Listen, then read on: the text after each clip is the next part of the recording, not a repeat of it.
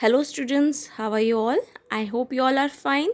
Today we will discuss chapter 3 that is synthetic fibers and plastic.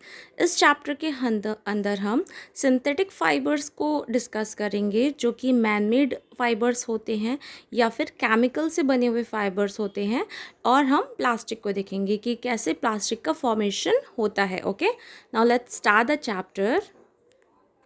Introduction. सबसे पहले इस chapter के बारे में हम थोड़ा शॉर्ट में देखेंगे. The synthetic fibres on the other hand are made by human beings, that is why these are called synthetic और मैन मेड फाइबर्स. आपने प्रीवियस क्लासेस में नेचुरल फाइबर्स और मैन मेड फाइबर्स को डिस्कस किया था इन 6th and 7th class. हम यहाँ synthetic fibre देख रहे हैं क्योंकि सिंथेटिक फाइबर आपकी टोटली मैन मेड होती है, इंसान के द्वारा बनाई जाती है, केमिकल्स के द्वारा, मशीनरी के द्वारा बनाई जाती है. इसीलिए हम इसको सिंथेटिक फाइबर या फिर मैन मेड फाइबर्स कहते हैं. अ synthetic fibre is also a chain of small units joint together. Each small unit is actually a chemical substance.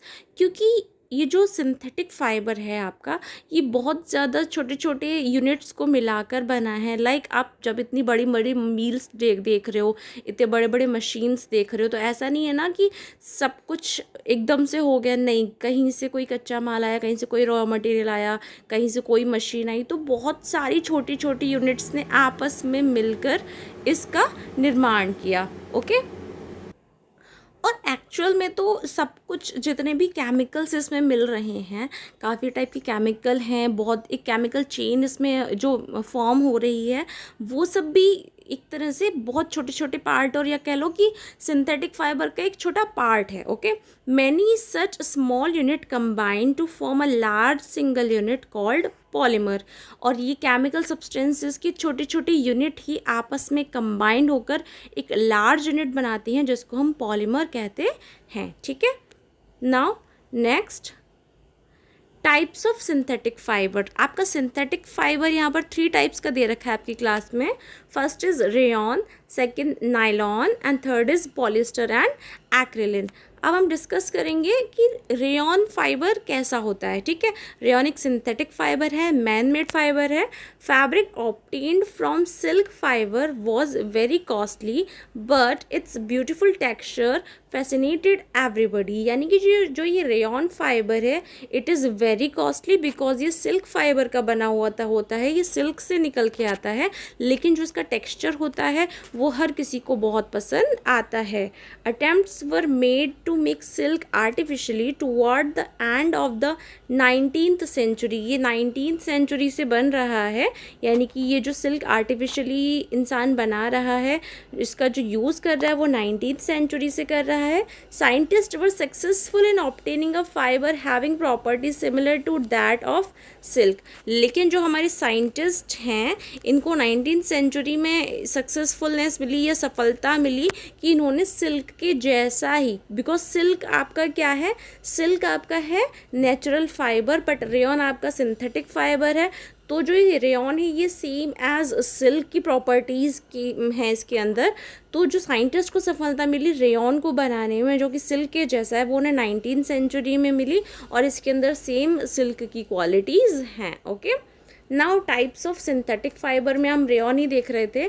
It can also be dyed in a wide variety of colours, यानी कि आप इसको different different colour में dye भी कर सकते हो. ठीक है, rayon is mixed with cotton to make bed sheet और mixed with wool to make carpet. यानी कि आप रेयॉन के अंदर अगर आप कॉटन मिक्स करोगे तो आप इसकी बेड शीट्स बना सकते हो, एंड इफ़ यू यूज़ वूल, ऊन आप इसके अंदर मिक्सअप करोगे तो आप इसके कारपेट्स बनाने में इसको यूज़ करते हो. ठीक है, यानी कि रेयॉन का यूज़ हमने कहाँ कहाँ देखा, रेयॉन का यूज़ हमने बेड शीट्स बनाने में देखा और कारपेट बनाने में भी हमने रेयॉन का यूज़ देखा, which is very very costly. Okay, ये महंगा पड़ता है. टाइप्स ऑफ सिंथेटिक फाइबर में अब हम देखेंगे नायलॉन. हमने भी रेयॉन को देखा, nylon is another man made fibre in 1931. It was made without using any natural raw material, यानी कि 1931 में रेयॉन को बनाया गया जो कि मैन मेड फाइबर है और इसमें किसी भी प्रकार के प्राकृतिक रॉ मटेरियल का यूज़ नहीं किया गया, यानी कि ना ही इसमें प्लांट और एनिमल से रिलेटेड कोई रॉ मटेरियल यूज़ नहीं किया गया है. It was prepared from coal, इसको कोल से बनाया गया है, वाटर और एयर से बनाया गया है.